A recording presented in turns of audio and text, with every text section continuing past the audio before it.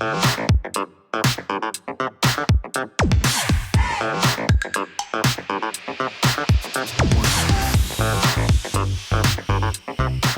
of the most important systems on the internet is something called DNS. It's the domain name system.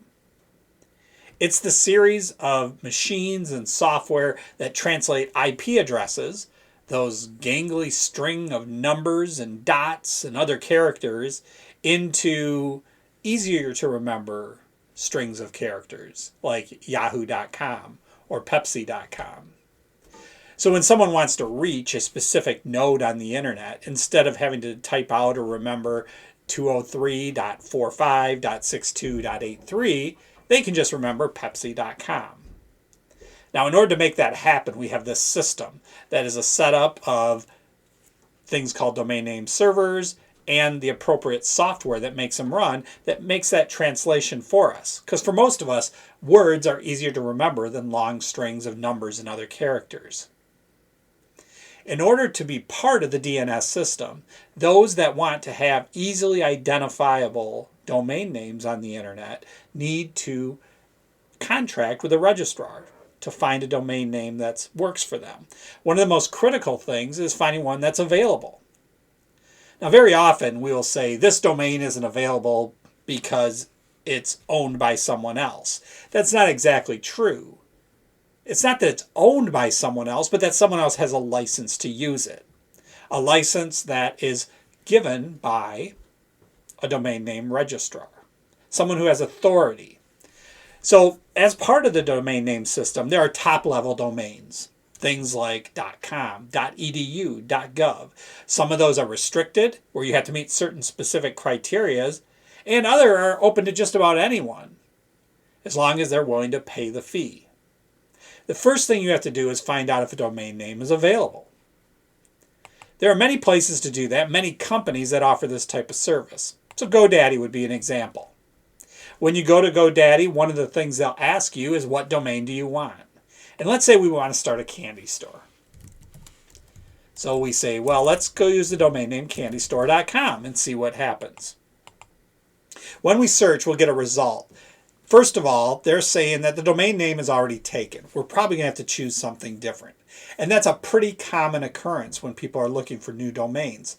The domains that generally would be seen as the most desirable, like if you're having a shoe store, wouldn't you love to have the domain shoes.com? If you have a boating store, wouldn't you love to have the domain boating.com? Well, over the years, so many people have acquired the domains that are most in demand, that would be the best for the people who want them. So it can be a real challenge trying to find a domain name that works for you. In this case, you'll notice that candystore.com is taken. However, they do offer a service where they think they might be able to get it for you, or at least they're willing to act as a type of broker and try to obtain it for you.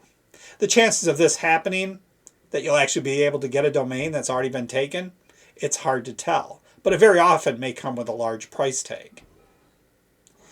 Now, in this particular case, I asked for the domain name candystore.com. It isn't available. It's saying that they're willing to help me get it, but I would say that's probably not very likely. On the right side of the screen, they say, here's something you may be interested in. Another domain name, not the one that was your first choice, but it's pretty close. What would you think of candystoreforyou.com? That one's available. You can get it as low as $2.99. Now remember, again, you don't own the domain name, but you do obtain a license to be able to use it for a period of time, usually for a year at a time. And you can extend that period of time out longer just by making your contract with the registrar, who's authorized to give you this license for a longer period of time. For most uses of domain names, I always recommend that someone who is actively using a domain name register it for more than 1 year. Because if you forget to pay for that domain name, it can be sent out in the open market and someone else can pick it up. Then all of your marketing and customer relation efforts that you've put into the website and the offerings at that domain name could be lost to someone else who tries to pirate the domain name from you. Now, when I say pirate, it sounds like they're doing something wrong, but the reality is if you obtain a license to use a domain name and you let it lapse, That's kind of on you. That's why I always tell my clients, license the domain name for more than a year. Now, if all you're trying to do is look at possibilities and you just want to secure them temporarily, then it may be okay to just get the domain name for a year, and then once you start actively using it, license it for a longer period of time. Now, if we scroll down this page at GoDaddy, and GoDaddy is just an example of a place where you could look up this type of information. There are hundreds of registrars out there who are authorized to set you up with a domain name. You'll have to decide where you want to go, but GoDaddy is one of the market leaders. You'll notice on the screen as I scroll down, they are giving you more options. What if you wanted the domain candystore.life or candystore.biz? And you can see they offer different prices for each of these different variations on the domain name that you requested. Now, when we were looking at the top of the page, we noticed that candystore.com is taken. You may want to have a better understanding of who actually has the license, who has the rights to use that domain right now. Maybe it's someone you could approach yourself. There is a process called Who Is. I'm going to go to just do a Google search on the word Who Is.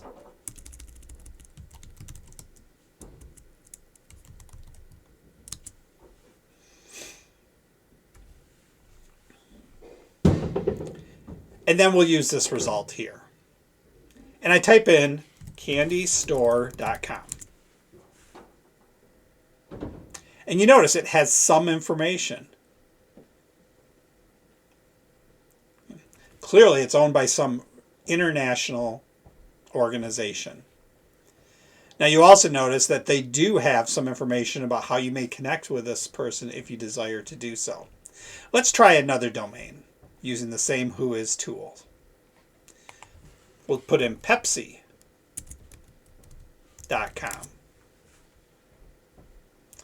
And here it gives you information about who owns the Pepsi.com domain. Up at the top of this information, something that's very important is the date that it expires. At this date, if Pepsi were not to renew their license to use this domain, it could become available for someone else to grab up. Now, you'd want to be very careful about doing this because there's been plenty of court rulings saying that if you take something that's a trademark or intellectual property of another company and try to use it, then the courts may come in and take it away from you.